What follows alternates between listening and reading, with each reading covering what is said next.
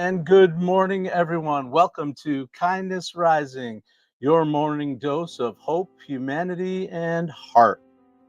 Welcome again to today's show. I can't believe we're in our third week of Kindness Rising, and we're so excited to be bringing the show to you today again.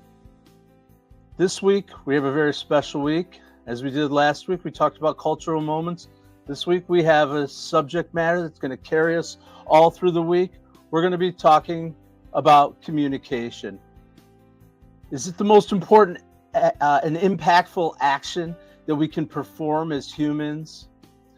Actually, not to get too deep, it's probably built into every part of our natural world, even at the cellular level. But today we'll focus on humans.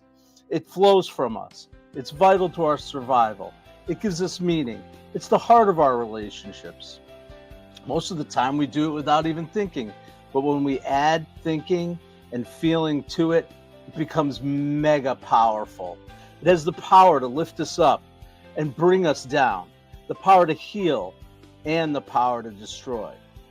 It's in my opinion and backed by research, the most transformative act that we can perform. And it's ubiquitous. Ubiquitous, that's a good word, isn't it? There are many people who are great at it, but no one has ever mastered it. I know I work on it every day. There's different ways to communicate. I'm using communication right now, and we communicate all the time. The great paradox of communication, though, is we're doing it even when we don't want to. Every act that we perform, every moment of interaction that we have has some form of communication.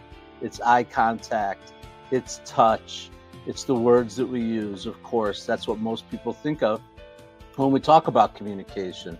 But this week we're going to talk all about communication. We're going to talk about asking good questions. We're going to talk about having tough conversations. We're going to talk about social media and marketing and the way that we use communication to express our ideas, our visions, our missions as nonprofit organizations. We'll talk about it personally. We'll talk about it professionally. And we're going to talk about the way communication has a power to transform us.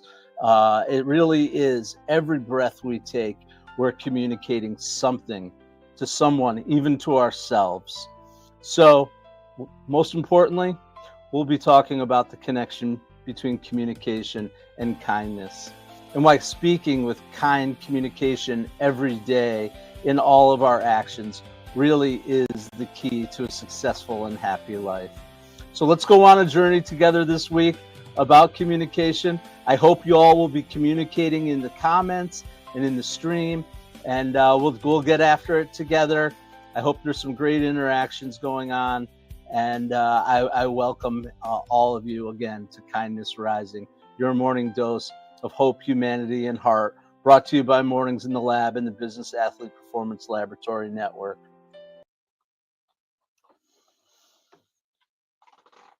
So, as we always do, we like to add a little bit of research and context for our conversations. Of course, communication is something we all do. Some of us are very good at it, others are not so good at it. Some of us are great at it in business and in front of people. Some of us are great at it interpersonally, one on one. But really, the key that we're talking about here is the way that communication, and particularly kind communication, is perhaps the most powerful act that we can perform together. So there is, of course, research, business-related research to communication. Great communication has been proven through articles in the International Journal of Management and the Harvard Business Review and all the academic research that's out there, that great communication enables organizational success. It does it through building trust, through respect, and it drives innovation and sparks growth amongst our teams. So we'll be talking about that a lot this week. We'll also be talking about vulnerability in communication, and having the courage to connect with people on a very personal level, which is what really drives the power and the transformation for ourselves and for organizations. As we go throughout the week, I'd like you to think about communication in times you've communicated well or that you've been communicated to well or with well. Communication is always two ways. So we want to make sure that we're always thinking about the fact that even when we're receiving messages, that's part of our communication, and how we respond to that really tells a story. And think about when communication has gone well, what are the key factors, the key things that were part of that communication that made it so strong for you? I know for me, it's when I feel like I'm being respected, when I feel like there's empathy in the room, when I feel like there's real attempt to understand the alternate perspective. It doesn't mean we have to agree. It doesn't mean we can't have really good debate. Actually, good debate is a part of great communication. But what it does mean is that uh, we communicate with intent. We think about our words. We're communicating constantly, right? And some of the time we don't even think about it. It's just happening. It's happened from the start, from day one in our lives. But as adults with emotional intelligence and a little bit of thinking behind it, that's when communication really becomes powerful. So we'll go through our usual agenda here. We're going to talk about some organizations, nonprofit organizations that are leaning into communications, professional businesses, for-profit businesses, some major corporations, some smaller ones, some individuals who've really made communication part of who they are and have transformed and uh, elicited the types of outcomes that we like to seek in business by leaning into communication. So let's move into our kindness spotlight.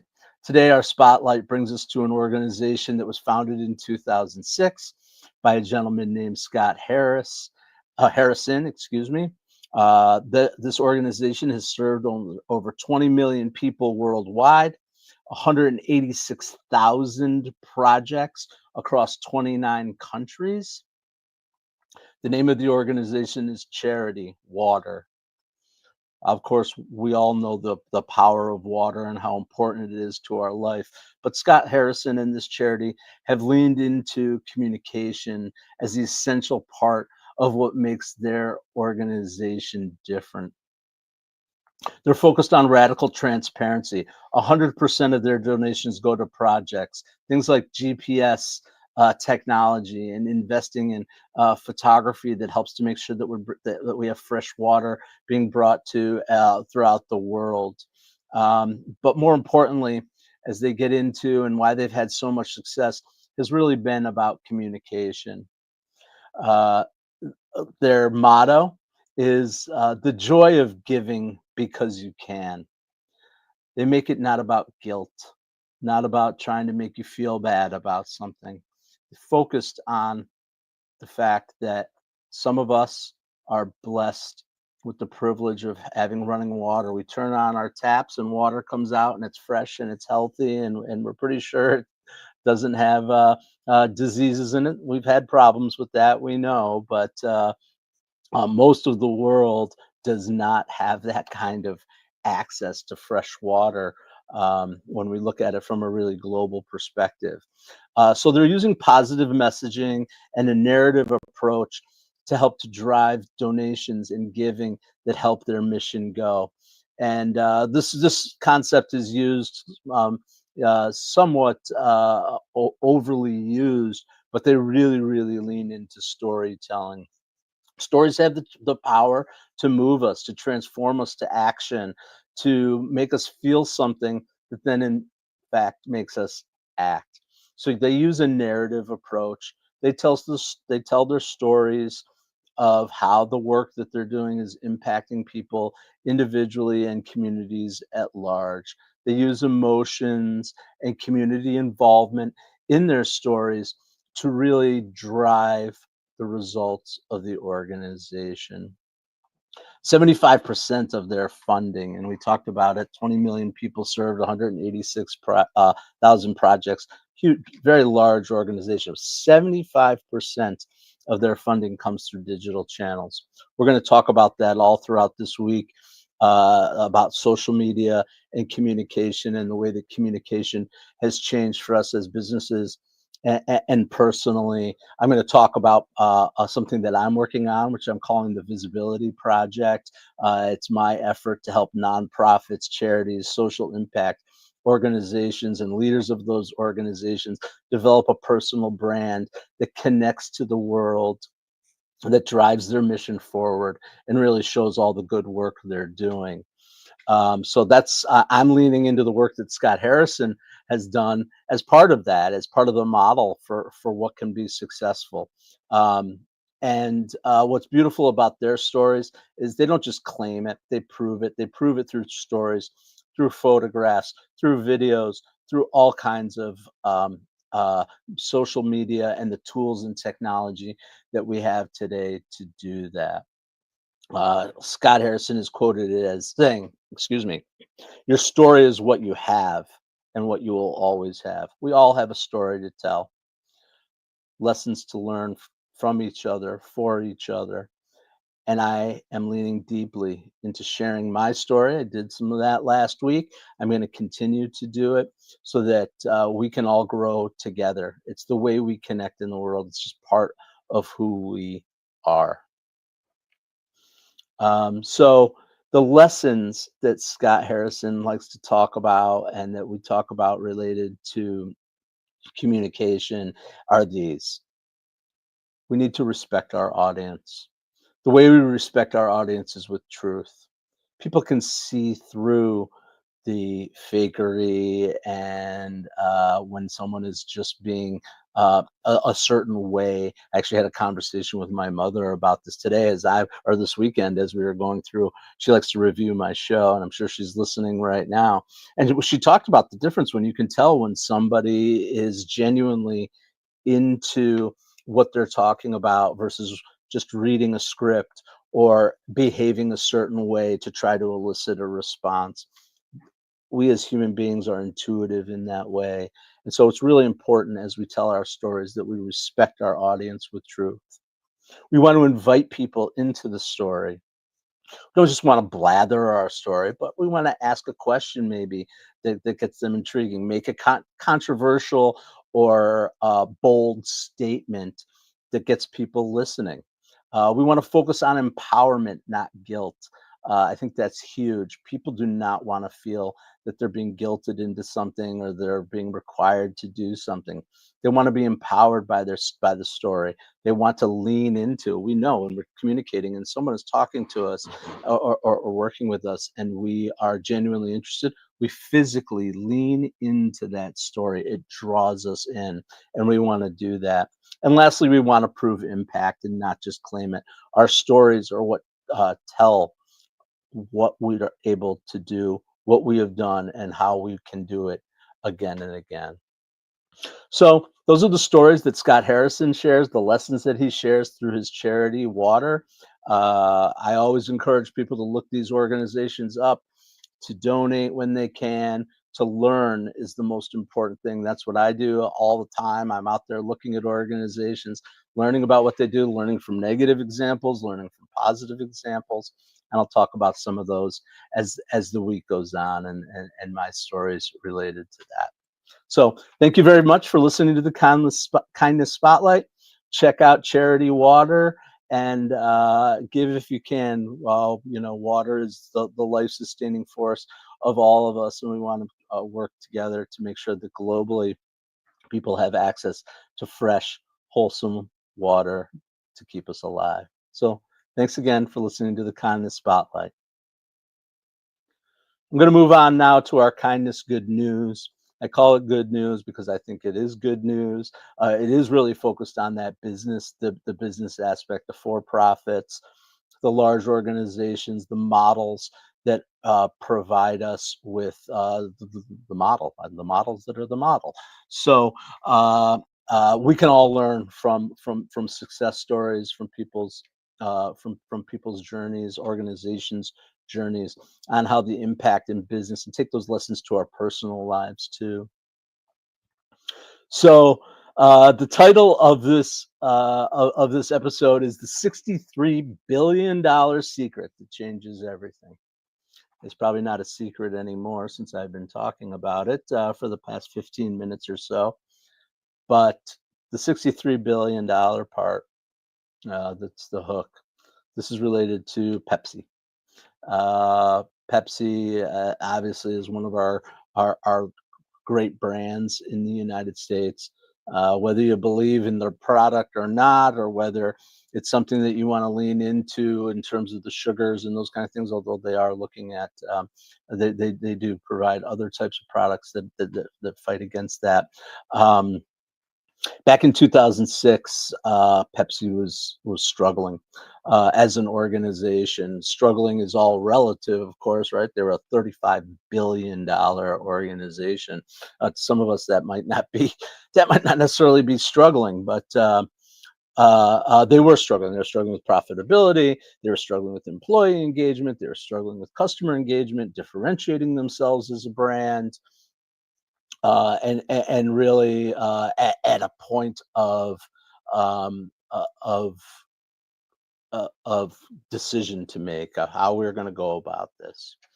At that time, their now former CEO, Indra Nooyi, who led Pepsi through some of their most amazing growth to move that organization from a $35 billion organization to a $63 billion organization, near double growth between 2006 and 2017, attributes that growth to communication.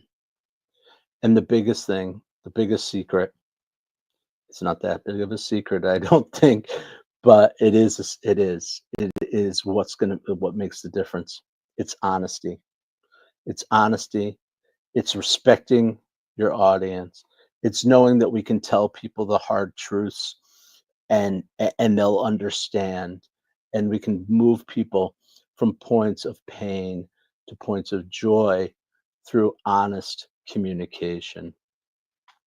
And her mantra, her quote about this, is a five word sentence that I think is really powerful. It says this: "Don't lie to the people." Pretty simple. Don't lie. Just be honest. Give direct feedback. Tell the truth. People can handle the truth. Jack Nicholson in the famous movie A Few Good Men said, "You can't handle the truth, but you can handle the truth." And we can all handle the truth when it's done with respect, when it's done with empathy, when it's done with thinking about where we want to go, what our mission is, how we want to drive growth, how we want to move from that point of pain to the point of joy. People will understand. Pretty simple, I think. Don't lie to the people. I've experienced it myself. I've experienced it myself in organizations where leadership chose to sugarcoat messages, or say things and spin things to a point of basically lie. Um, I have done it myself, I admit, in terms of not necessarily intentionally lying, but realizing that my communication isn't completely forthright. It's leaving things out. It's using words to distract rather than to connect. I've done that. I've also done it the other way, where I've just been completely vulnerable, open, and honest. And I've learned through my own experiences that that's the more powerful way. That's what gets us to the results we want to get to. That's what moved Pepsi from a $35 billion organization to a $63 billion organization, and achieved 162% shareholder return. Pretty powerful numbers. It's what they leaned into at a time of difficulty: respect, honesty, empathy, compassion. I already said honesty, but I'm going to say it again: honesty. So that's the $63 billion secret. Don't lie to the people. Moving on to another story. This is not necessarily from business, although it is big money we're talking about. I'm going to talk about Scott Kelly from NASA. Maybe people know Scott's story. I think it's a pretty popular one out there in the world. But Scott Kelly was the NASA astronaut that spent 340 days in orbit with a Russian cosmonaut. Regardless of the politics of the situation, regardless of the differences in our worlds, they had to come up with ways to communicate with each other. Two people floating around the Earth for almost an entire year, 340 days in orbit, without really the same core language. Of course, they both knew a little bit of each other's language. But Scott talks about transparency and finding shared purpose in the organ in his communication. What was really cool about Scott's journey, though, too, was that he turned that very private two people in a capsule going around the Earth into a public conversation. He shared messages nearly daily, thanks to the miracle of certain communication that we have to be able to be, again, floating around the Earth and communicating back, engaging in the public, making sure that people knew what was going on in the journey. Um, and that was really cool. And what Scott talks about is leaning into kindness, which is why we're all here. Regardless of those differences, they had to be kind to each other to get that mission accomplished. When they're out there, literally relying on each other for their lives. So that's one other little lesson from the world of a larger world of business. Scott Kelly leaning into kind communication with his cosmonaut partner from Russia, with the world about what was going on in their mission, and basically showing us that kindness can cut through the noise of communication. There's lots of messages out there in the world. We're all inundated with it constantly, but kindness cuts through the noise, building empathy, respect, and compassion with the people that we communicate with verbally and non-verbally, from floating around the world, from in the boardroom, from in our kitchens, in our daily lives, talking to our family. That's what makes the difference, is that kindness in communication. And the key is that it's a two-way communication. Someone speaks, we listen, we ask questions. I'm going to talk about this a little bit more throughout the week, a little bit about having tough conversations, about the importance of asking good questions and really listening and responding appropriately, responding, not reacting. We've talked about that before. So uh, ultimately, it is the key to our success, is good communication, and good communication starts with kindness. So lean into that kindness in your communication. Think about it on a daily basis as you're communicating throughout the world, and you will continue to see those results. You will continue to help your organizations grow as leaders. So I'm glad to talk about that. Uh, can't believe we've been through 25 minutes of the show already. We're going to move on to that kindness call. I am going to check into the comments, as I always do at this time. I see some of my favorite old for familiar names. Mawish Farouk said hi a little while ago. He said, "Say hi to me or else I'm leaving." I hope you didn't leave.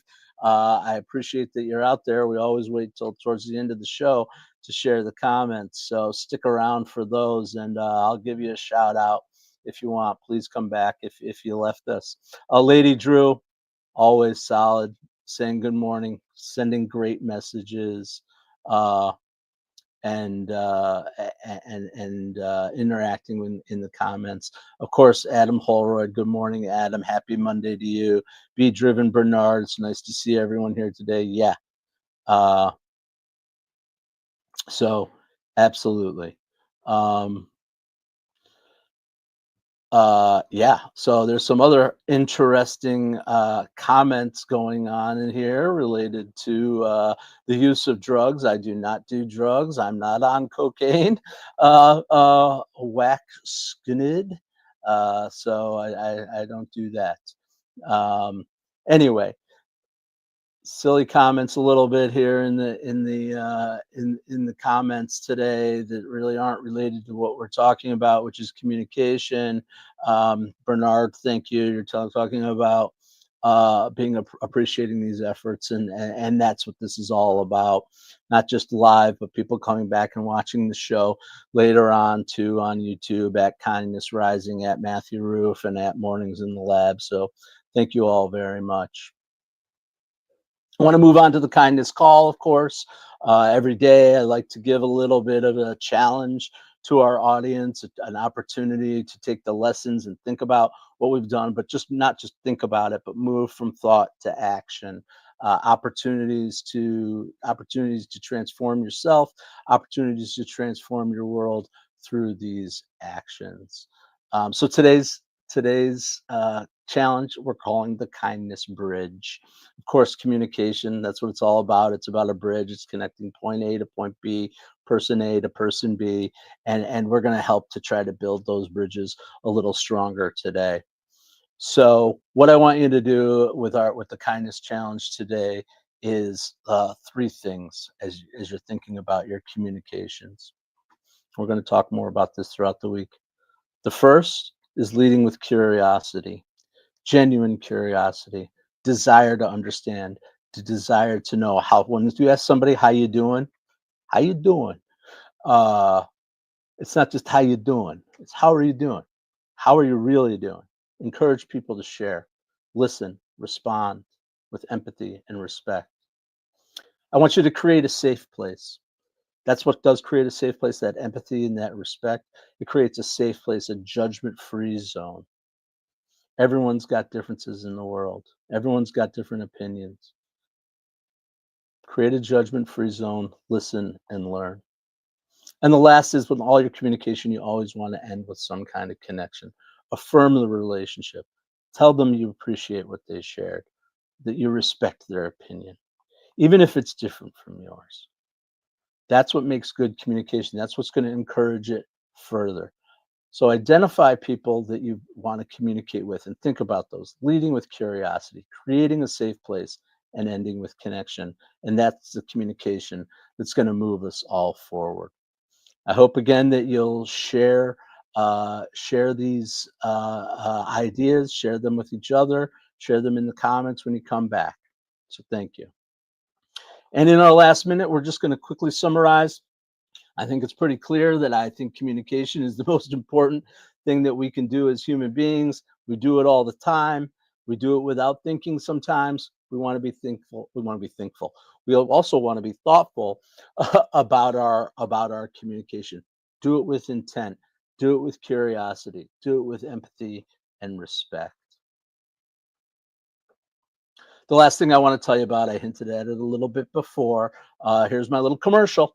Got to have one of those in here, but seriously, I am leaning into communication. That's what I do. It's what I want to do for the world. I want to help nonprofits, charities, and social impact organizations to amplify their voice, to spread their message further. So many people out there that are doing great work, but if it's not heard, it's the old tree falls in the forest thing. So we want to make sure you're heard. So I've started the Visibility Project. If you're interested, let me know. It's a 4-week class with all kinds of tools, templates, opportunities to build a plan, communication plan that truly gets to the heart of your message and communicates it well and makes social media easy, inexpensive, not overwhelming. It's the way of the world. We all have to lean into it. If you're a nonprofit leader or you know someone, you don't even have to be a nonprofit leader. If you're worried about your personal branding and you want to get your message out there but don't know how to do it, check out the Visibility Project. I'll be sending more information out to the to the community about that. I'm going to start it in September. It's going to be a 4-week class. So please come join me. I'd love to help you learn. I'd learn something along the way too. That's what I love about teaching. Is teaching isn't just telling; it's learning yourself. I learned that from my mother, who was a teacher for almost 40 years, and I love doing it. So please help me to help you by joining the Visibility Project. And don't forget to come back and join us every day, 7:30 a.m. on YouTube, at Kindness Rising, at Mornings in the Lab, at Matthew Roof. I hope you enjoyed today's show and you'll stick around for Mornings in the Lab with Keith and Friends. It's going to be a great week talking about communication. And just remember, your words have power. And when you choose kindness, you can change lives. So, as we always sign off, stay uncommon and stay kind. I'll see you real soon.